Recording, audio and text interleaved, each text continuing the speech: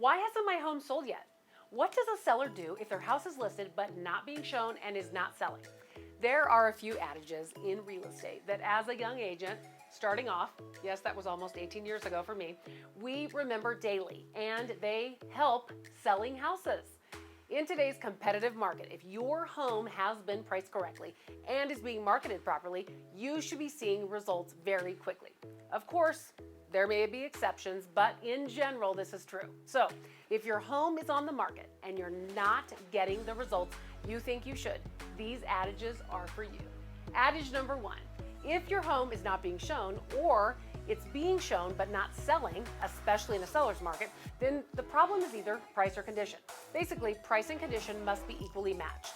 Most of the time when a home is finally listed, the seller is not going to be interested in working on the condition.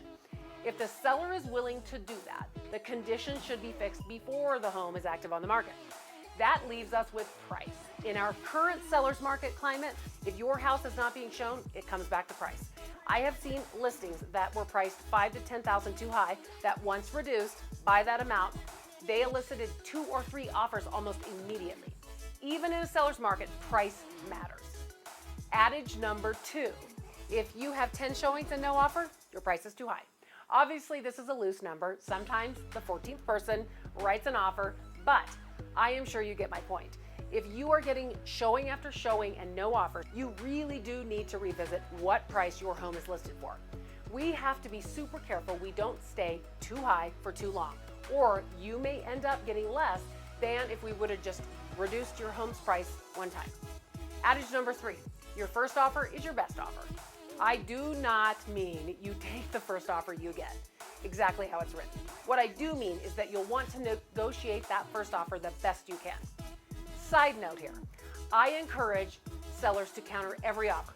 Of course, I want to do whatever you want to do, so if you are adamant against countering an offer, I will concur.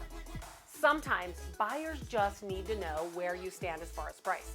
So if you counter, they will accept or at least meet you somewhere within a range that you can be happy with price-wise. There have been so many times that sellers have not worked at that first offer and later they wished that they would have, because they often end up selling their home for less than what they would have gotten if they would have just negotiated out that first offer. The guidance and knowledge provided to you by working with an experienced agent can make all the difference when you're deciding how to price your home and how to negotiate any offers you may receive. Remember, we want to set you up for selling success.